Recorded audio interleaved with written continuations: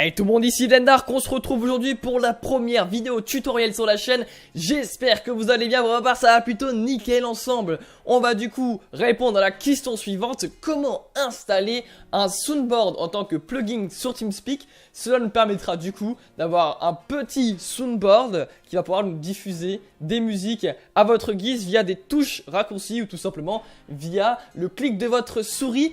Allez, c'est parti. Pour commencer, c'est très simple. Une fois TeamSpeak installé, vous l'avez utilisé, c'est bien. Mais pour l'instant, il n'y a aucun système ou bien d'onglet qui parle de plugin. C'est normal, il faut le télécharger. Pour cela, un lien est directement dans la description. Ça sera beaucoup plus rapide pour vous. Il vous mènera directement sur cette page-ci. J'ai déjà fait la recherche, du coup le plugin s'appelle RP Soundboard. C'est bien un plugin parce qu'il faut savoir que sur ce site, si vous avez le time, vous pouvez aller regarder, il y a plein de trucs super sympathiques. Il y a des thèmes, des plugins, des trucs vraiment pour transformer totalement son TeamSpeak et l'adapter selon son utilisation. Par exemple, si on joue dans le noir, on va pouvoir mettre un TeamSpeak vraiment qui casse pas les yeux quand il fait noir. Alors pour ma part, je ne joue pas dans le noir, bien heureusement, je tiens à ma vue. Voilà, bref, on va un petit peu trop loin. Voici du coup le plugin, on va aller cliquer juste ici. Voilà, et ensuite, cliquez sur le bouton Download. Alors bien sûr, vous pouvez choisir votre plateforme. Pour ma part, je pense qu'il y a très peu de personnes qui jouent ou bien qui utilisent TeamSpeak 3 sur Windows 32 bits. Parce qu'il faut savoir que pour vous, c'est bientôt fini. Dans à peu près 15 ans, ça ne fonctionnera plus.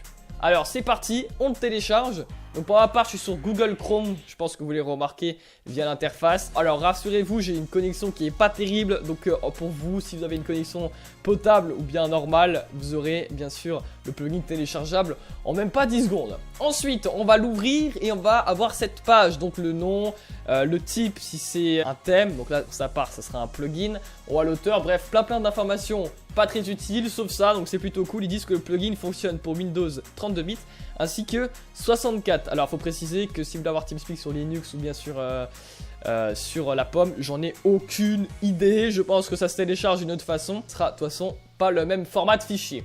Donc là en gros ils sont en train de dire vous allez télécharger un plugin sur le TeamSpeak. Les plugins changent et ajoutent un bout de code au logiciel. Est-ce que vous êtes sûr de vouloir faire ça? Parce que parfois c'est vrai qu'il y a des plugins qui par exemple peuvent littéralement transformer TeamSpeak en virus, transformer TeamSpeak en espion.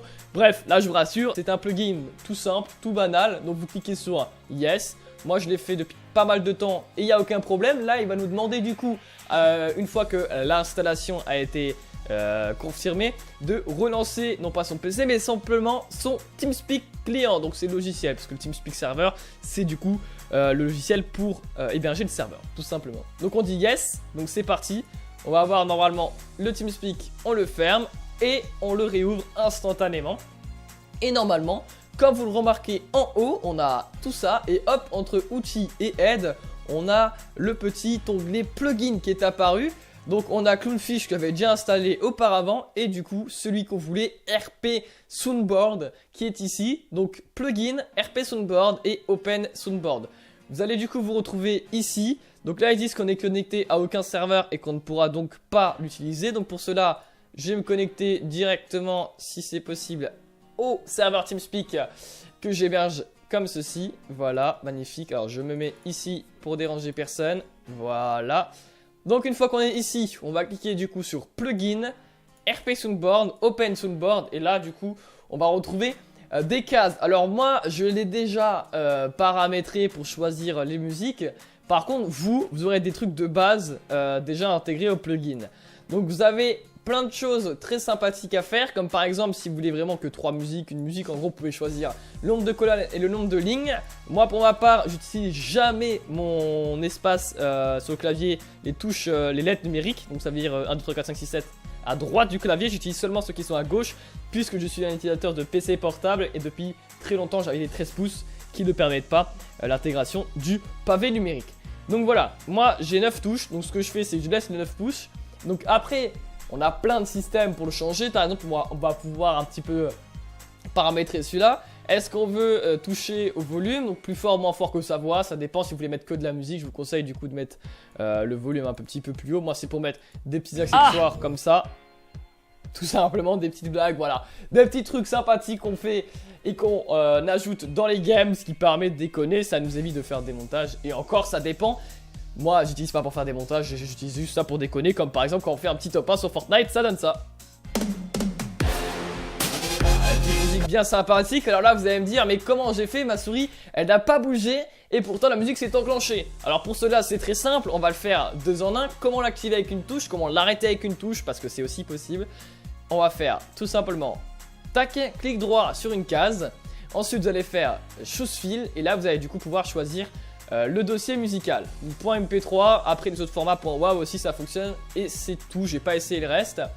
Ensuite, on reclique dessus et vous allez faire set hotkey. Donc là, vous cliquez et là, il va vous dire sur quelle touche voulez-vous appuyer pour que ça lance la musique. Donc vous appuyez par exemple sur la touche 7 pour ma part. Et voilà, quand j'appuie sur la touche 7, j'ai la pétoche.